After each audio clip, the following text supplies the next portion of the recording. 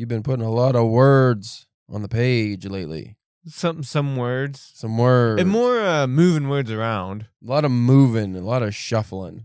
That's good, though. Yeah. So we actually accomplished something, at least for you. Right. We got you one story that we had no plan on that, like Nope. completely forgot about. We saw that Wicked Shadow Press had a open call for something or other, and I just happened to look on the old DPW site and immediately found one of your stories that fit the bill. Mm-hmm. We reworked it a little bit, a couple writing sessions. The main thing, like you said, moving stuff around. Then the last day and today was mainly just shortening it, like because it's to hit the word count. But I think we did it well. Yeah, I think it turned out pretty well. About as good as it can. We submitted that, and now you have something to look forward to. Maybe a dirty rejection. I think we did a good enough job that even if they would happen to pass on it, I think that it would find a home someplace eventually. Yeah, it would be cool to get in that, because I am in, what is it, the Divine Gods one that just came out, and I should be getting my copy, and I think next week or something, but their books are pretty cool. I like the way they put art, and they actually put a lot of work into it, it looks like, so... hopefully getting that. The one you submitted to was Flash of the Dead Reloaded. It was a Flash fiction anthology, but the good thing is they take up to 1,500 words. Yeah, so you get a little bit more room to play around in. Yeah, so you kind of max that out. Yeah. That way we can get some, you can have a better page count. We got right under the line. Yeah, like 1497 or something. And like I said, as we were finishing up, like I think we got a lot in that little amount of space. I feel like. Yeah, you definitely packed it in, and also a lot of action and gore in a condensed space. So that's the challenging thing, because none of that was actually in the story. No, the story originally was a Flash fiction piece that was shorter and ended more abruptly. And then you were like, yeah, how about instead of this ambiguous ending, we just show what happens? Well, we also too like, at that point, it was also like, we have like 500 words to play around with, which we overshot and then had to cut some other stuff from the beginning and stuff like that. But it worked out, I feel like.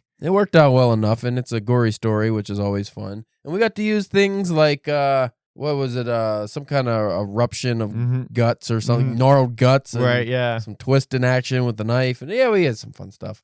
Also, you were working on another story that we took a break from to do this one. But we were making good headway on that one, so hopefully by the end of, I don't know if it'll be the end of March, maybe like beginning of April, mid-April at most, we'll have that done, submitted to, looking for Hellbound books for that one probably. And I've been going back on, whenever I have some time at home, trying to, already starting some redrafts on another story that I finished a while ago, trying to get that one built back up too. Yeah, and I've been burnt out on short stories, so I've gone back to my novel. Yeah, you were, whenever I came over the other day, you were over there transcribing it. Yeah, because I wrote it by hand, and then I'm transcribing to the computer and doing some minor edits, but I still haven't finished the novel. I still got to keep writing, so I just want to get caught back up and remember how everything was going. I was going to ask you, like, once you finish transcribing, were you going to go back to handwriting, or do you think you'll just continue on on the laptop at that point? I'll probably just finish handwriting, because it's easier for me to do it like at work on my lunch breaks and stuff, because I don't want to take a computer with me. Right. Try to find somewhere that has Wi-Fi and all that dumb shit. Or I guess I could write it on my phone, but I don't want to do that either, because I'm not writing this in Google Docs. I was using Scrivener because it's longer.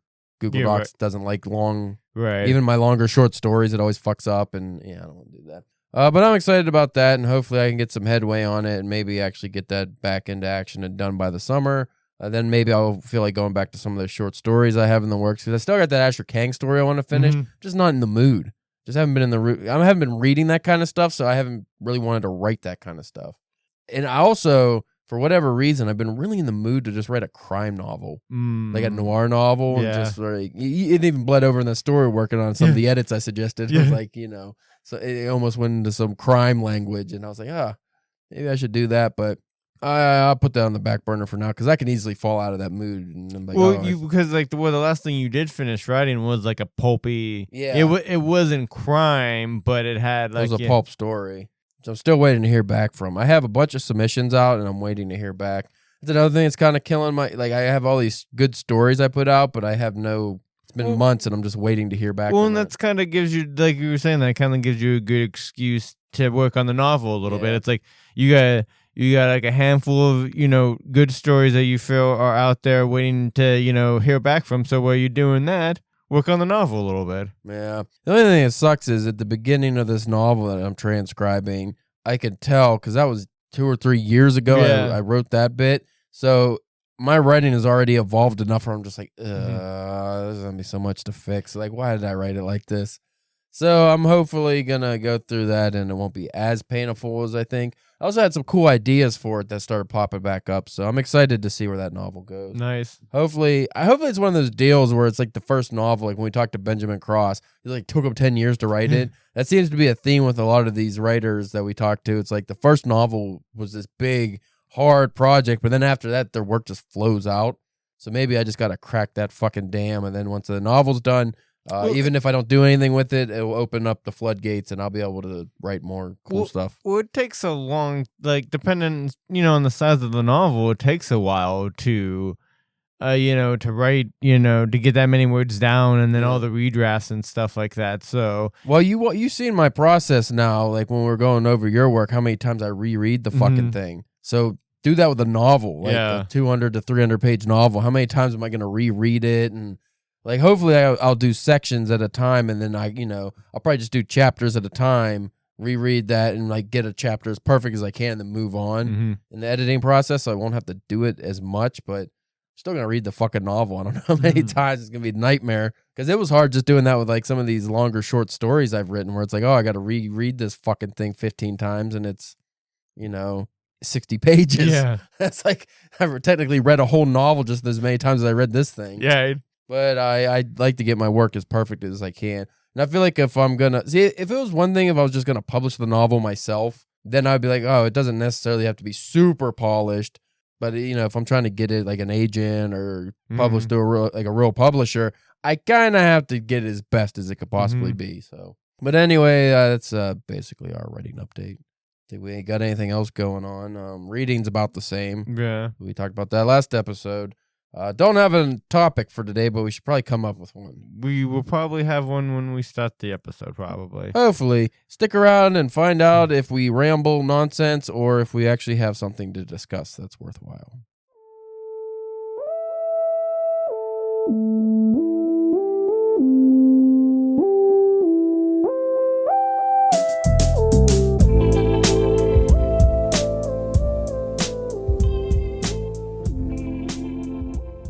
You are listening to the Drunken Pen Writing Podcast. I'm your host, Caleb James. With me, as always, Spencer, the Memphis Muppet Molester Church. Aw. Well, I'm just working the Muppet. That's the same thing. Yeah, I mean, you're up under their hand. I'm just a Muppet operator. Jim Henson could have fucking come up with a different way. He didn't have to put his hand up their ass, but he did what he loved. Today, this is brought to you by thetop10s.com. Okay. Is it like a top 10 list of the top 10 lists? No, that would be interesting. That would be very meta. Top 10 worst authors. Okay. Now, I know we've touched on things like this before, but we're going to be extra dickheaded-ish. Okay. I'm feeling snarky. Why not? I'm interested to see how many of these people I actually even know. Oh, you'll know them. Oh, yeah? You'll know them. You'll know number one. Oh. It's not 10 to 1. It's 1 to 10. So 1, the worst author of all time. Can you guess? You know him and you love him. I'm going to say it's going to be Stephen King, isn't it? No, it's Adolf Hitler. Oh, okay. Just like how you just glossed over the I said you love him part. Just ignore that. Adolf Hitler, born 1889, supposedly died 1945. We don't know. Nope. They said, I didn't see a body. I didn't see a picture. He was a German politician of Austrian descent who served as the leader. We know who Adolf Hitler is. Yeah. Not a gentleman nor a scholar. Well, I say most people probably would, but with the way history and schooling and stuff. They just abolished the Department of Education too, so it's probably gonna get worse with the knowledge and all the learning or lack of thereof. Adolf Hitler was an adequate painter before he became a novelist. He painted like dogs and stuff, right? Yeah, happy things. Go figure. I don't think he was a novelist. I think he only wrote the Mein Kampf. And is that even a novel? Nonfiction. I think it's just his shitty ideology. I don't know. That's what I thought. It was more like a manifesto kind of deal. Yeah. Why read a book about the struggle when he thinks he could save Germany and yet made it so much worse? Literally everyone hated it. These are just quotes from random people that I guess read his work. Okay. It doesn't give me... Oh, there's a read more button. Let me click the read more. Oh, man. Did absolutely nothing but open up a picture of Hitler. Oh, and it closed me out of the website. Good. Good that we went to the top 10s. This other quote. Why would anyone who isn't a massive Hitler-sympathizing racist idiot want to read about this Kampf struggle? Mein Kampf is translated to my struggle because he was a struggler. Okay. That was by Kevin Green, born 1996. It's his hashtag username thing. This last one is pretty simple. I think mass genocide is worse than the other authors here. Yeah. So that's why you got number one. It's fair. Yeah. But it doesn't say how well Mein Kampf is written. Yeah. I mean, it's a lot of metaphor, or is it just a lot of Guggengaschen here? I mean, just a lot of diary yelling. Yeah, probably. Number 2, very close to being on par with Hitler. Can you guess? Mussolini, did he have a book? Mussolini. Stalin was a poet, by the way. No, it is not Mussolini or Stalin. It is someone who wrote something much worse than them. And say much worse? They wrote worse? I mean, personally, or what they did was worse. No, what they wrote was worse. Personally, not so bad.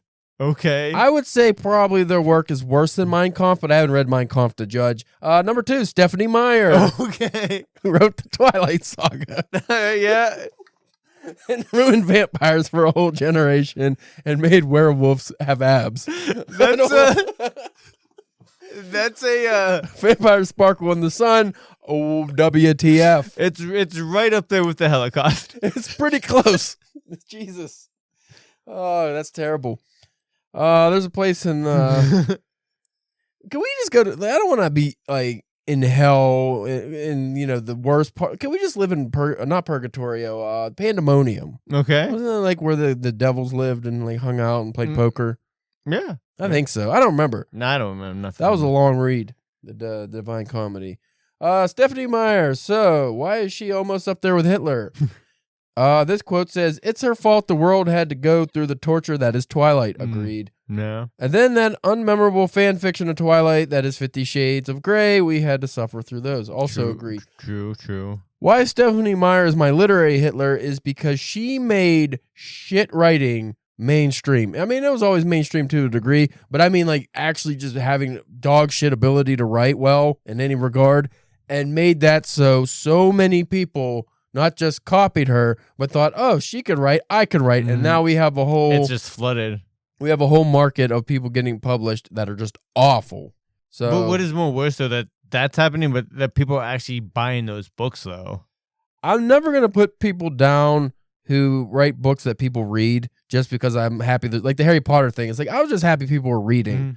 Because we live in such a literary defunct society but now. I think like wasn't like those Harry Potter books besides the racism and sexism and whatever but isn't else. it actually like written like pretty well for especially for like a children's book, right? I guess. I don't know.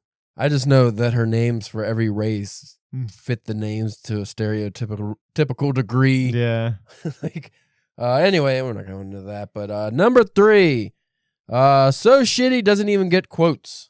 E.L. James. 50 Shades of Grey. I was gonna say is they just mentioned the 50 Shades in the last one. If that was gonna be the next. So again, Stephanie Meyer, she was the reason we got to E.L. James. Because without Stephanie Meyer, E.L. James wouldn't go, I could do this too, and write something worse.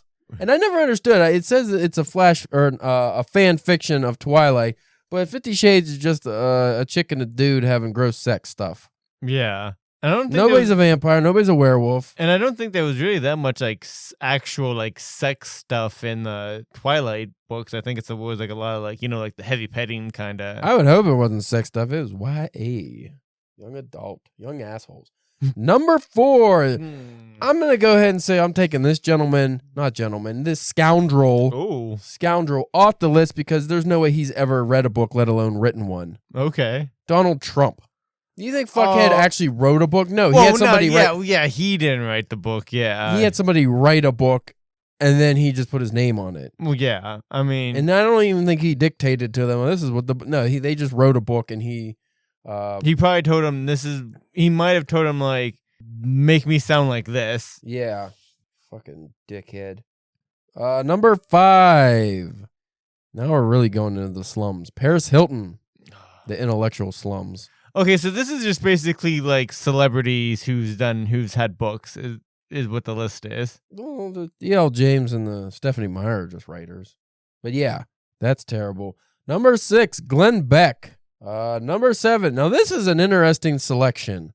And I think whoever wrote this just hates communists. Okay. Number 7, Karl Marx. All right. Let's see here's the quotes. And for those who don't know, Karl Marx was a German philosopher, critic of political economy, and a bunch of other shit. And he's best known as, Marxism, the Communist Manifesto. So this man caused so many wars. The Soviet Union, China, Vietnam, North Korea, and Cuba wouldn't exist and be so cruel if this book wasn't published. So imagine you write a book and then a bunch of shit people decide, hey, I'm going to create this weird ideology based on this book and just ruin the world. That would be kind of rough. Yeah. Supreme example of the insolence of German academia of the 19th century. Edgy, self-righteous, not applicable to reality. So he sucked. Number 8, I agree with this man being a hunk of shit. I actually never read his sci-fi works, and I will never read his sci-fi works because he is the inventor of Scientology. Oh. Number 8, L. Ron Hubbard. Yeah. I mean, it's fine if he's just created science fiction books, but the fact that they created a religion based on it so he could do underage girls and stuff is... get tax write-offs. Yeah. To be frank, I view the Church of Scientology through the same lens I view the Branch Davidians. Can't read today. I view the Branch Davidians, and I even reckon that the Scientologists have killed their fair share of people to boot. Yes, they have. Plus, their influence on mainstream entertainment is remarkably immoral. Hubbard is directly to blame for all of it. You know what I blame L. Ron Hubbard for? The fact that Elizabeth Moss has to be on The Handmaid's Tale closing up with her fucking ugmug face. Like, I don't want to see that lady's face in every movie she's in. She was in the Shirley Jackson movie. She did a really good job. Yeah. But how many times do we zoom in on the fucking... What? Is it in her contract you have to zoom in on her gross face? So how's Hubbard in fault for that? Like, how's... Because she's famous and she became an actress, but she's a Scientologist. Oh, I didn't realize she was a Scientologist. And most of these Scientologists get this fucking courage to do these things that are like Tom Cruise climbing buildings and shit because they believe whatever nonsense and they're going to be space pirates or whatever. And they fucking have so many thetans that makes them actors. All that to say, I don't like her face. I didn't realize she was a part of the Scientology cult. Yeah, she's a Scientologist. The biggest Scientologist one that makes me sad is Jason Lee. I know. It's like, dude, come on.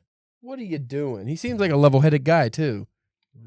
Dude, to his credit, I don't ever really hear him really talk or you know what I mean? Like, I never hear Elizabeth Moss go into it either, but I think a lot of them just give a lot of money to Scientology and then they just get I don't know, some kind of deals or breaks or something.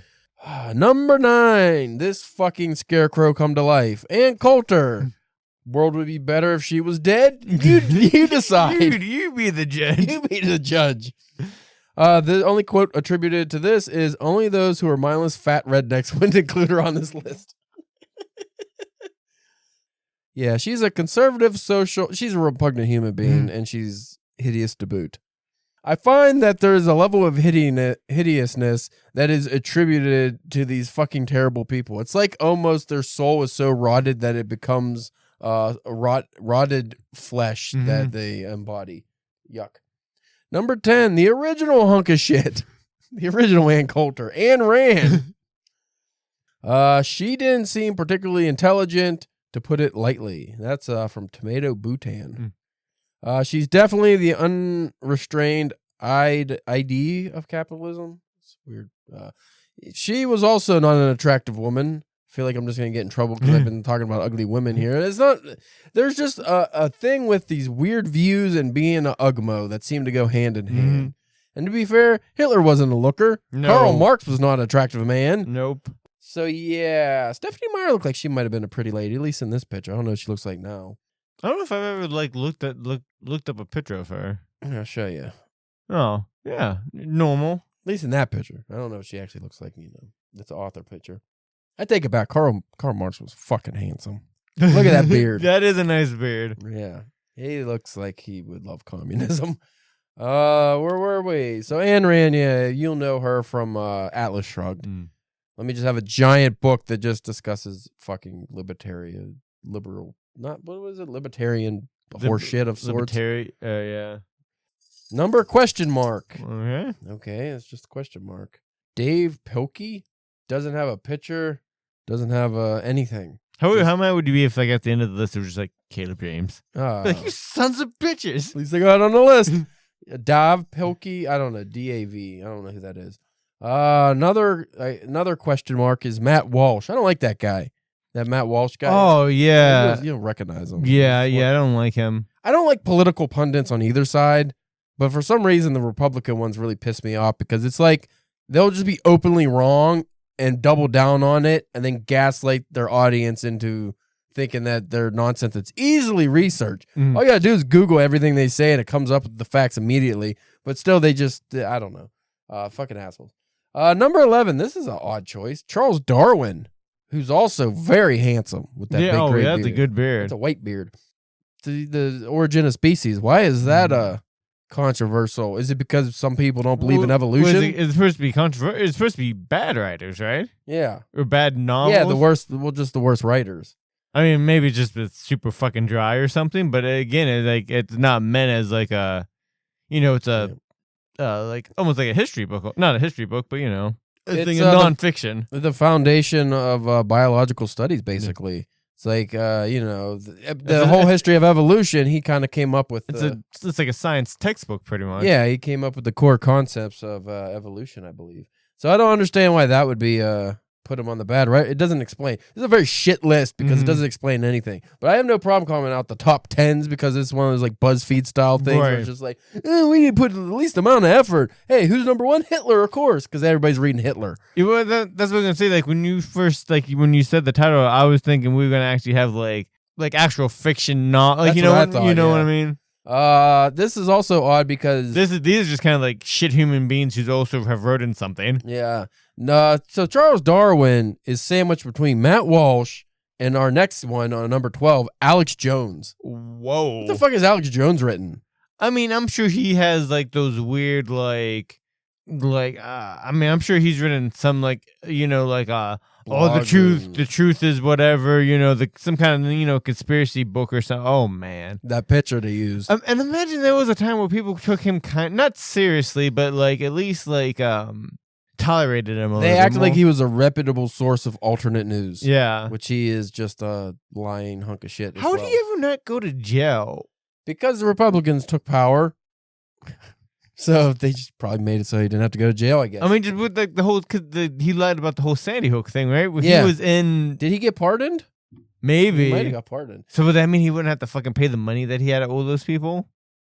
I'm not sure. Because I thought that was the thing. I thought he was getting sued so bad that he had to sell everything and still wouldn't have enough money. Wasn't it like $1 billion worth? Something ridiculous, right? Number 13, Thomas Dixon Jr. I don't know, but he got smoldering eyes. Ooh. And a nice rock-hard butt chin. I don't say he got a strong chin. You know what? I'm saying when he's on this list. I don't know. It doesn't say who that guy is, though. 14, Barack Obama. Apparently, he's a shit writer. I know he has some books out. That's an odd one. 15. Okay, now I'm disagreeing with this list. Okay. Well, let's go back to Obama for a second. I haven't read his memoirs or any of that shit, but if he writes any way that he speaks, I don't imagine the writing itself is bad. I think a lot of this is correlating bad messaging to bad writing. I don't think that, because Ayn Rand, as much as she is I don't agree with her politics and philosophy and stuff, I haven't read her work, so I can't say she's a bad writer, but I'd imagine with as many people who've read Atlas Shrugged and as many copies as it sold, the actual writing can't be terrible, right? Right. So I don't think that's agreeable. Number 15, this is where I know this list is horseshit. The Marquis de Sade, 120 Days of Sodom. Come on. Best smut book ever written. There's so much pooping on people and stuff. Well, weren't you supposed to be reading that? Because you got that, right? You bought that I thought I might read it soon. I've read some stuff on air. Actually, it might have been... Yeah. Was it on here or Arcade Bookshop when I was doing that? I think you read some stuff on here before. Yeah. 16, Rachel Renee Russell. Who is this lady? She looks like a darker-skinned Maya Rudolph. Russell is one of the most terrible authors and isn't a very good person. We have the right to state opinions, and I'm sorry to say this. I have evidence that's right, blah, blah, blah. This quote says, I really don't like her, and Dork Diaries is their worst series ever. Don't know who that is. Number 17, Hillary Clinton, shit writer. Wow. So the Clintons, how many people do you think they killed? Most of them. Most of it. Just general, most of them. Number 18, Niccolo Machiavelli. People are going to hate on Machiavelli, thinking he's a shit writer. I don't agree. I got to rush through this list now. I can't stop on everyone. But he, again, one of those considered like some of the greatest works of all time is attributed to Machiavelli. So how can you, that'd be like saying Shakespeare's a shit writer. Like, I don't understand. Just because, again, you don't agree with the philosophy? I don't know. 19, Rush Limbaugh. I wish he could die again. You know, I just saw the episode on South Park whenever like Brian and him becomes friends for an episode, and I was just like, I was like, this is weirdly just.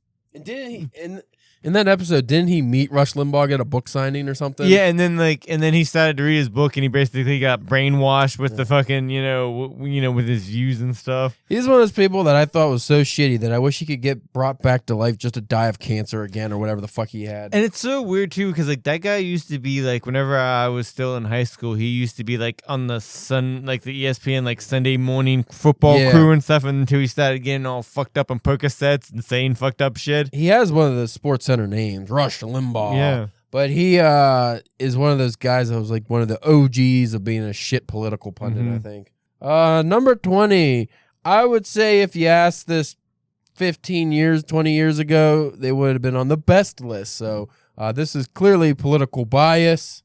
J.K. Rowling. But if you're a shit person, I don't feel bad that you got put on the shit list. Yeah.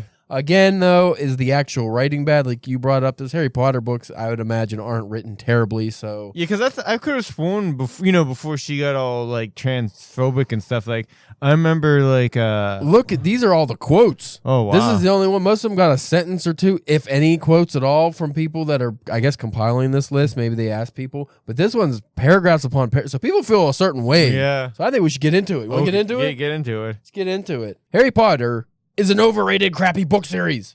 Can you believe it? It basically starts out with poor Harry Potter. Look at how he is unfairly treated by everyone in sight. Sniffles. The plot is unrealistic. If a kid got adopted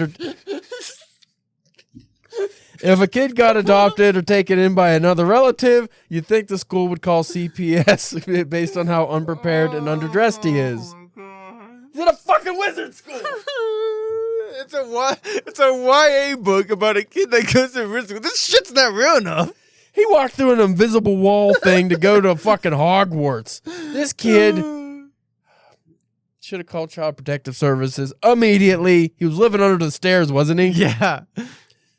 Then all of a sudden, he becomes this famous, prophesized, beautiful child, and everything goes right to him without even trying. Nobody said he was beautiful. He has like a scar on his forehead. Yeah, and he had weird eyes or something. Like Daniel Radcliffe blunk one eye at a time when he was a kid. It was weird. I know people will hate this, but it's my opinion, and no name attributed, so I don't know whose opinion. I believe prose doesn't get the same pass as other forms of media, such as visual entertainment, when it comes to enjoying the kids' family genre as an adult. The reason I believe this is because the visual medium is digestible and understandable for life, whereas prose is inevitably outgrown. This is fucking boring. This person has a whole essay, and I'm not reading it. Oh, it's Tomato Bhutan again. He apparently, I don't know if he likes J.K. Rowling, so I'm not reading the 3 pages. But he feels a certain kind of way about it, regardless. Number 21. Some people will agree with this. I haven't read his work. James Patterson. I don't even think he writes his own books anymore. He is literally an idiot to write such illicit novels like Maximum Ride and Murder Suspect, whatnot. I hate him. So I just don't like what he's writing about, apparently. 22, Aleister Crowley. That's he was a piece of shit. I'd say that name sounds familiar. He was like an English occultist guy. Okay. He was like doing occult shit back in the day. He was also, English occultist, ceremonial magician, poet, painter. He's a crank. He's basically a fucking crank. He founded the religion of Thelema, identifying himself as the prophet entrusted with guiding humanity. As far as I know, he was just like an actual hunk of shit. Ooh, I want your opinion on this one. He doesn't even get a picture. He gets an avatar. 23, George R. Quadruple R. Add 5 more R's. Martin. Reading Rainbow. George Reginald Rodriguez Martin. He wrote Game of Thrones. Martin is simply overrated. All high fantasy authors owe the majority of their inspiration to Tolkien, but George seems to be more concerned with being a Tolkien tribute act than cultivating an identity of his own. So, not a fan. He's a pop culture author, apparently. Doesn't matter how many R's you add to your name. If you write content that is exploitative and does nothing to bring recognition or compassion to the evils of war, you are still just a person who has contributed nothing toward the betterment of society. Oh, blah, blah, blah. But I haven't read any of his stuff. I remember Alan that we used to work with. He liked him. Yeah. He liked the Game of Thrones books. All right, let's finish this up. Number 24, William Luther Pierce, some old white guy with glasses. Don't know him. 25, Sean Hannity, a big hunk of shit. Should go the way of Rush Limbaugh. And that's it. That's the list. It was an interesting list. Like I said, not quite what I thought was going to be on it, but... Yeah, buddy. Anyone you would take off that list? I would probably take off Martin, even though I haven't read his work. Come on, it can't be that bad. Like you're saying, the writing's bad, or just a bad writer. Like that seems not applicable. I'd probably have to remove Rowling, even though I don't like her and I never gave a shit about Harry Potter, because I just don't see the writing being that bad that you're on a top 25 list with fucking Hitler. Yeah, honestly, I would take Hitler off that list, because if you have Hitler on the list, then everyone else on that list is up there with Hitler. You can't have that put him on a different list. And again, it's like it's this weird, like, I don't like the person, and then they also happen to have written something. Except Stephanie Meyer and E.L. James, I will put them back on the Hitler list. They're bad. Yeah. Maybe not bad people, but they're bad writers. They're the Hitler writing to me. There's a few. It's funny because a lot of people put Stephen King on this is why fiction's so bad now, because, before it was high literary fiction, apparently. Well, to me, that was Stephanie Meyer is the reason why fiction has really gone down the tubes. Obviously, you can't just say, oh, she's the reason, for, the sole reason. But that's one of those things when Twilight came out, I feel like there was a big shift to just shit writing and shit books. Because even people like I know who read actual books and what you consider more better books. We were fucking into those Twilight books whenever we were in high school, Yeah. And it was just like, oh, why? I don't know, but if you go on Goodreads and read the Twilight reviews, a lot of them have edits where it's like somebody gave it 5 stars and loved it, but then as an adult now they read it and they're like, I don't know why I thought this was so good. I reread it and it was one of the worst thing I've ever read. And then because your brain isn't formed enough. And again, that would maybe even kids now would maybe it might be a thing of kids of a certain age. Because you said, they're not fully, and then also they're all kids are all moody and be oh, nobody likes me, what what I mean, so maybe they find a connection with those kind of things, and then once they grow up and they're like, oh, I was just being a fucking dumb idiot. These characters in these books were being dumb fucking idiots. It's all the marketing, because it's YA, so it's young adult. That's still, I would say, a young adult. I would even put, let's say 16. Yeah, you could drive a car. I would say that could be considered a young adult. But when the writing's probably on par with the kids' Goosebumps books, maybe that's I think where the problem is. It's more of a marketing thing, and it's fine. It's oh, this is children's books. That's what we should do one time: is go back and get some old school, some of the original Goosebumps stories, read those, and do a short review or something for them, just to see how they were. That could be fun. Anyway, that is our episode. You could check us out at DPW Podcast on Instagram, Facebook, Twitter, and YouTube. Honestly, the only thing I really post anything on is Instagram. I don't even do that anymore. You can check me out at CalebJamesK.com. I got books in the works, and I actually have to put up the Wicked Shadow Press publication. Keep forgetting to do these things. Spencer Church, he doesn't have a website, but he does have an OnlyFans, and he is down in Memphis, and he is molestering some Muppets. It's brutal. It's sticky, but it needs to be done. Anyway, we thank you for listening. We will check you out next week with maybe a proper episode. We'll see. Maybe we'll behave a little bit and have a episode that isn't a non-shit episode about non-shit topics. But for now, see you later.